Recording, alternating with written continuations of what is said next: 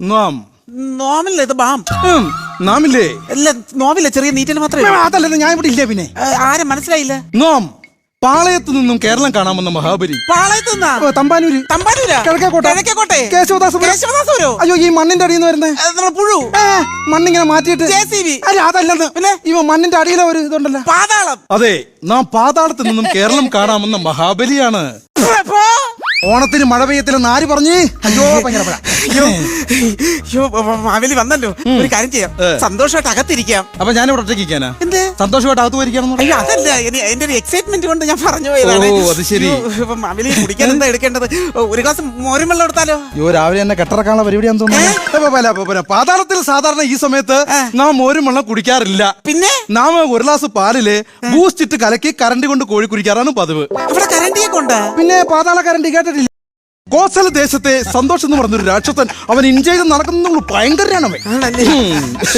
അതുകൊണ്ടാണ് വന്നിങ്ങനെ കഷ്ടം പറയുമ്പോഴേക്കും എങ്ങനെ സഹായിക്കാതിരിക്കുന്നത്? അതെ അതെ, എന്തെങ്കിലും ഉണ്ടെങ്കിൽ. അല്ല, എന്റെ കയ്യിലാണെങ്കിൽ ആകെ ഒരു 10-15 രൂപയെ നുള്ളി പറക്കി എടുത്താൽ കാണുള്ളൂ. അയ്യോ, അതാണെങ്കിൽ അക്കൗണ്ടിലും. ഓഹോ. അയ്യോ, മാവേലി പോവാണാ? അതല്ല, പിന്നെ ഈ കൊടയുടെ പുറകിൽ QR കോഡ് അടിച്ച് കയറ്റി കൊടുക്കും. ഇതൊക്കെ ഉണ്ടായിരുന്നാ? പിന്നെ 10,000 രൂപ റിസീവ്ഡ്. അല്ല, മറ്റേ ശബ്ദം കേൾക്കുന്ന പെട്ടി കംപ്ലൈന്റ് അങ്ങനെ അടിക്കുന്ന ഡബിക്ക് സ്പോട്ട്. അങ്ങനെയാണ്. എന്നാലും ഭവതിക്ക് മറ്റൊരു കാര്യം അറിയാവൂ? എന്താണ്? നമ്മുടെ കേരളം ഭരിച്ചുകൊണ്ടിരുന്ന സമയത്ത് കള്ളുമില്ല, ചമ്മന്തിയില്ല. കള്ളവുമില്ല, ചതിയുമില്ല. മനുഷ്യരെല്ലാവരും ഒന്നുപോലെ. എന്ന് വെച്ചാ പണ്ട് ഞാൻ ഭരിച്ചിരുന്ന കേരളം പോലെ തന്നെയായിരുന്നു ചൈനയും. മനസ്സിലായില്ല? അവിടെ മനുഷ്യരെല്ലാവരും ഒന്നുപോലെ. ഒരു മനുഷ്യനെ കണ്ടാൽ കൂടി തിരിച്ചറിഞ്ഞൂടാ. ഇത്രയും ദാരിദ്ര്യപ്പെട്ട് ജീവിക്കേണ്ട അവസ്ഥയൊന്നും മൂപ്പർ എനിക്ക് വരുത്തില്ല. ദാരിദ്ര്യപ്പെട്ടിട്ടില്ലാത്തൊരു മഹതിയെ.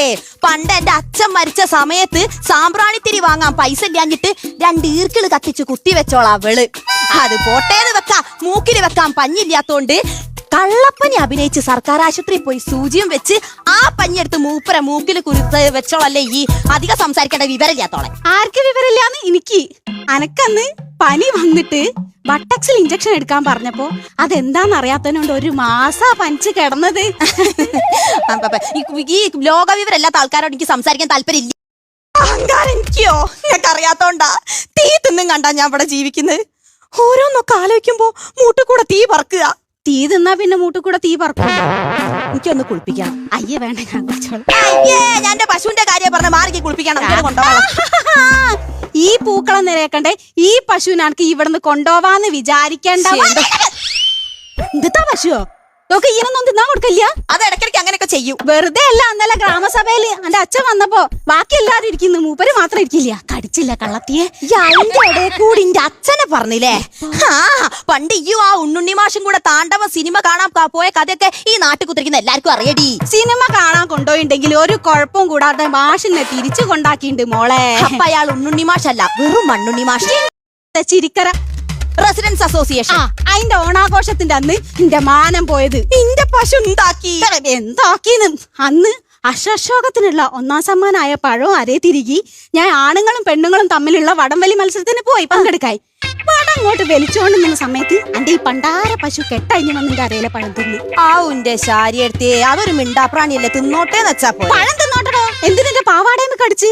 വടം വിട്ടാ തീമ പോവും, വിട്ടില്ലെങ്കിൽ മാനം പോവും എന്നിട്ടാ ഞാൻ അന്ന് അവിടെ നിന്നത്. പക്ഷെ എന്നിട്ടും നിങ്ങളെ ടീം തന്നെയാണല്ലോ ജയിച്ചേ. എങ്ങനെ ജയിക്കാണ് നിക്കൂ? അത്രയും നേരം ജയിക്കാൻ വേണ്ടി ബാക്കോട്ട് വലിച്ചോണ്ട് നാണുങ്ങള് മുന്നിൽ എന്താ നടക്കുന്നതാണ് മുന്നോട്ട് വന്നതിനോട്ട് ഞങ്ങളെ ടീം അന്ന് ജയിച്ച്. വീട്ടുകാരൊക്കെ കൂടിയിട്ടുള്ള ഒരു പരിപാടി ഉണ്ടല്ലോ, റെസിഡൻസ് അസോസിയേഷൻ. ഒരു മാർക്കിടാൻ വരുമ്പോ ഞാൻ എന്തെടുത്തിട്ട് കാണിക്കൂ? എന്റെ പൂക്കള്